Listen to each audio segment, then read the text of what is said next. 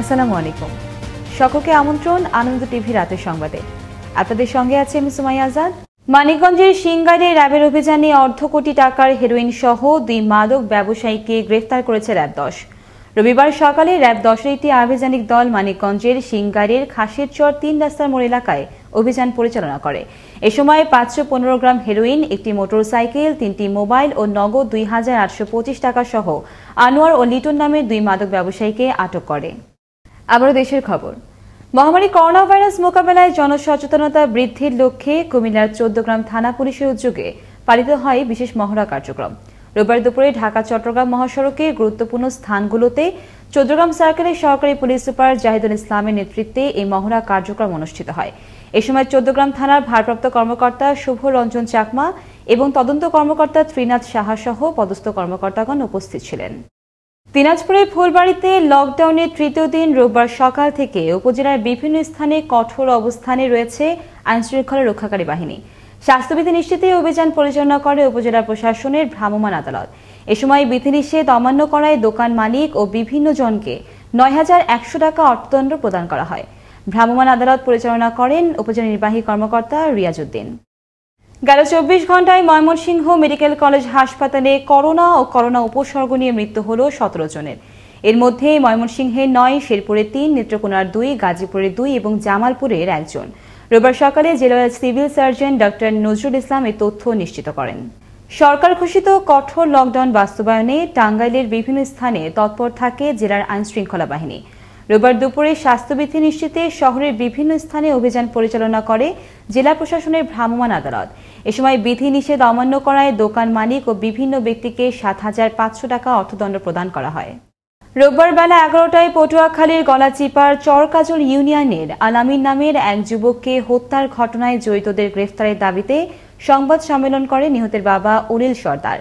আসামি পক্ষ প্রভাবশালী হওয়ায় মামলা তুলে নিতে ভয়ভীতি প্রদর্শন করে আসছে, তাই আসামিদের দ্রুত গ্রেফতারের দাবি জানিয়ে প্রধানমন্ত্রীর হস্তক্ষেপ কামনা করেন ভুক্তভোগী পরিবার।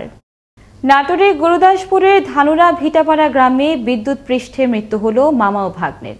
রোববার দুপুরে ভাগিনা মকবুল হোসেন গোসল শেষে বৈদ্যুতিক তারের ওপর ভেজা কাপড় শুকাতে গেলে বিদ্যুতায়িত হয়। এ সময় তার মামা আব্দুস সাত্তার মকবুলকে বাঁচাতে গেলে সেও বিদ্যুতায়িত হলে ঘটনাস্থলে দুজনের মৃত্যু হয়। ঘটনার সত্যতা নিশ্চিত করেন গুরুদাসপুর থানার ভারপ্রাপ্ত কর্মকর্তা আব্দুর রাজ্জাক। গোপন সংবাদের ভিত্তিতে রোববার সন্ধ্যায় চুয়াডাঙ্গা রেল বাজারের একটি ফার্মেসিতে অভিযান চালিয়ে ৩৫৭ পিস নিষিদ্ধ টাপেন্টাডল ট্যাবলেট সহ শেখ আনোয়ার নামের এক ফার্মেসি মালিককে আটক করে জেলা মাদকদ্রব্য নিয়ন্ত্রণ অধিদপ্তর। পরে ভ্রাম্যমাণ আদালতের মাধ্যমে অভিযুক্তকে ১৬ মাসে বিনাশ্রম কারাদণ্ড এবং ২,০০০ টাকা অর্থদণ্ড প্রদান করে কারাগারে পাঠানো হয়। ভ্রাম্যমাণ আদালত পরিচালনা করেন জেলা প্রশাসনের নির্বাহী ম্যাজিস্ট্রেট হাবিবুর রহমান। পটুয়াখালীতে লকডাউনের তৃতীয় দিনে এসে ভেঙে পড়েছে লকডাউন কার্যক্রম। কাঁচাবাজার ও মাছ বাজারে গা ঘেঁষে চলছে বেচাকেনা। এছাড়া গ্রামাঞ্চলের অধিকাংশ দোকানপাট দিনের বেশিরভাগ সময় থাকছে খোলা। প্রশাসনের সঙ্গে লুকোচুরি খেলছে ব্যবসায়ীরা। বাস চলাচল বন্ধ থাকলেও শহরের অলিতে দেদারসে চলাচল করছে ইঞ্জিন চালিত রিকশা, অটোরিকশা ও নসিমন। জেলা শহর সহ উপজেলা শহরগুলোতে প্রশাসনের তৎপরতা থাকলেও কাজে আসছে না তা। এবারে কৃষি সংবাদ।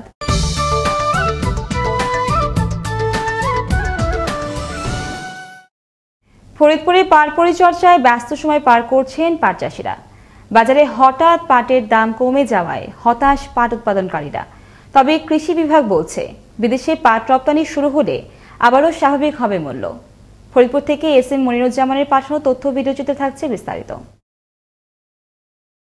পাট উৎপাদনে ফরিদপুর জেলা দেশের মধ্যে অন্যতম। সোনালী আঁশে ভরপুর ভালোবাসি ফরিদপুর জেলা ব্যান্ড খ্যাত এ জেলায় ৮৬,২৬৬ হেক্টর জমিতে এবছর পাট উৎপাদনের লক্ষ্যমাত্রা নির্ধারণ করা হয়, কিন্তু পাটের বীজ বপনের সময় দীর্ঘমেয়াদী খরা থাকার কারণে সে লক্ষ্যমাত্রা পূরণ হয়নি। এবছর ৮৫,০৭৭ হেক্টর জমিতে হয়েছে পাট চাষ। এতে ১,৮৫,০০০ মেট্রিক টন পাট উৎপাদন হবে বলে জানায় কৃষি বিভাগ। এদিকে পাটের বীজ বপনের সময় বৃষ্টি না হওয়ায় সেচ দিয়ে পাট চাষ করা হয় এবং কৃষি শ্রমিকের দাম বেশি থাকায় এবছর উৎপাদন খরচ বেড়েছে অনেক। অন্যদিকে ভারী বৃষ্টিতে পাটের জমিতে পানি জমে যাওয়ায় পাট পরিপক্ক হওয়ার আগেই কেটে ফেলতে হয়েছে, এতে করে উৎপাদনও কম হয়েছে বেশ। এমন পরিস্থিতিতে বাজারে হঠাৎই পাটের দাম কমে যাওয়ায় মরার ওপরে খাড়ার ঘা হয়ে দাঁড়িয়েছে পাট চাষিদের। এবছর মোটামুটি ভালোই ছিল, বর্তমান যে দাম তাতে কৃষকের চালান উঠবে না।